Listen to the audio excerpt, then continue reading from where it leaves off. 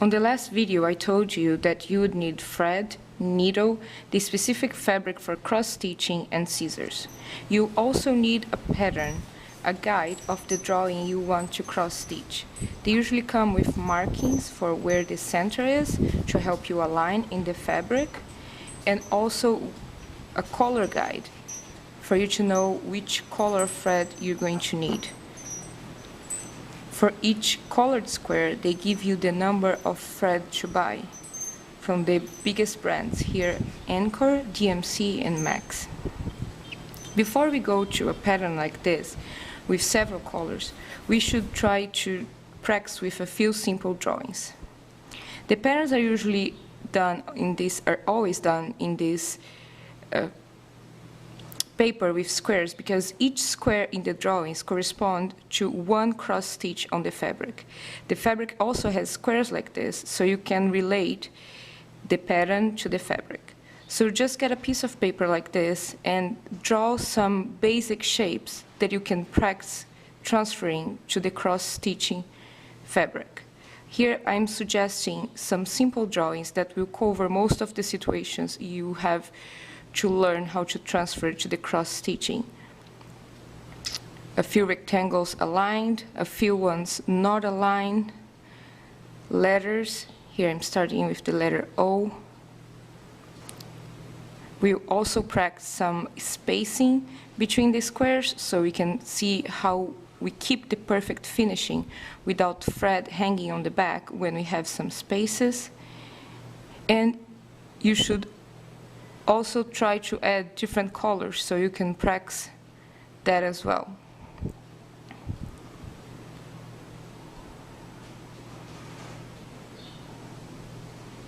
I suggest you really do reproduce all these drawings I'm making, but you can also try whatever you want.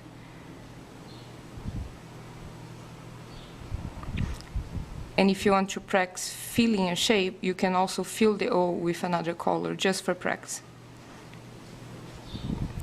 So here's the fabric, and as you can see, it's also made up of squares, just like the paper we are looking at.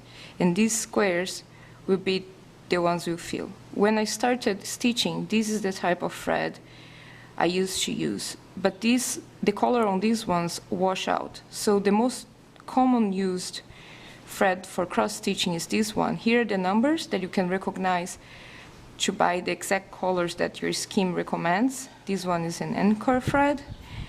And this type of thread actually comes with 6 threads that you have to separate to stitch.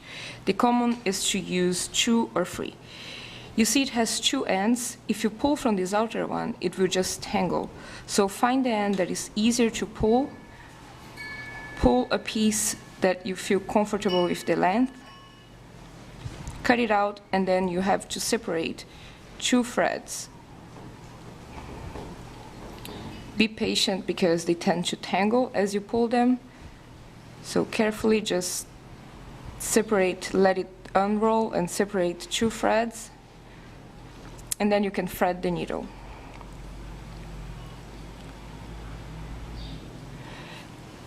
After you start using your thread, you can also keep them on those little plastic tabs so you keep them organized. The needle, as I said, should be a round point needle. Here I'm using the number 26. The number 24 also works well.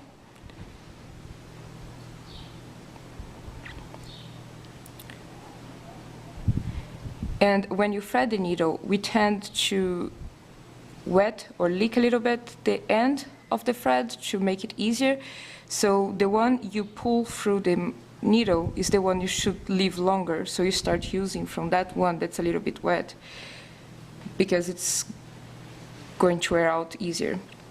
Because we're using 2 threads, you can also choose to pull just 1 thread, and that comes much easier from the bunch, and then just use it doubled. If you choose to do like this, to avoid that the needle keeps moving along the thread, you can give a little knot. Just make a loop and then pass the needle through it, and that will secure the needle in place if you're using a doubled thread. I'll try to do that again more in focus. So just thread the needle, try to place it in the center, make a little loop, and then pass the needle through that loop, giving it a little knot to secure the needle in place. After you do that, just make sure to cut the ends so the two ends of this thread are the same length.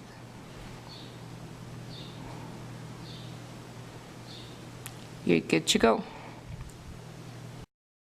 We'll start practicing with this rectangle, which is 3 lines of 6 points. For now, it doesn't matter where we start in the fabric, we're just practicing the stitching.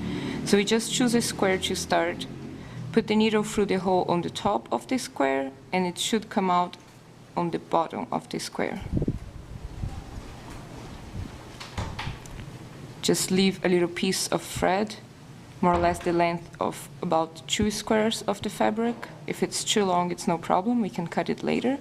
And then we just work on diagonal, going to the next line of holes, again putting the needle through the top one and coming back on the bottom one.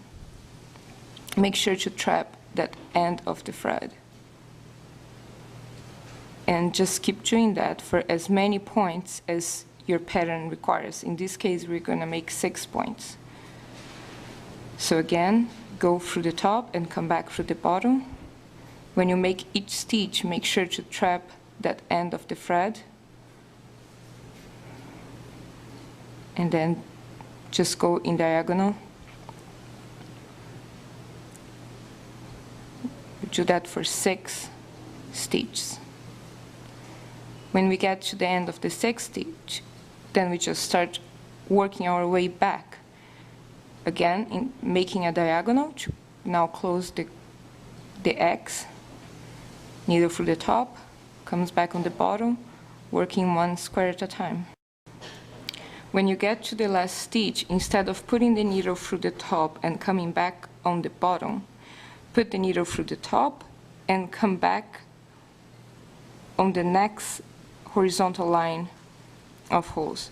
So we're just going to work our way to now go to the next row of stitches. And because the line is now at the top, we work the other way around now, going with the needle through the bottom and coming back at the top.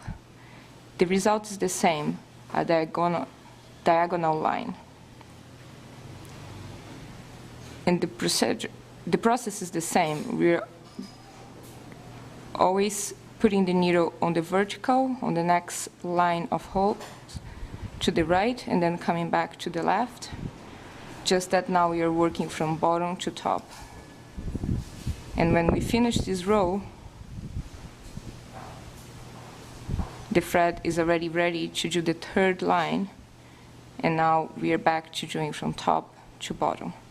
Make sure that every time you pull the thread, you just pull it enough to get to the end of it, but don't pull it too hard that you end up squishing the fabric.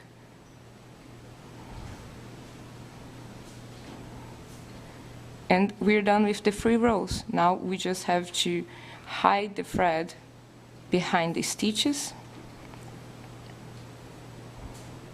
2 or 3 stitches should be enough. And then cut it really close.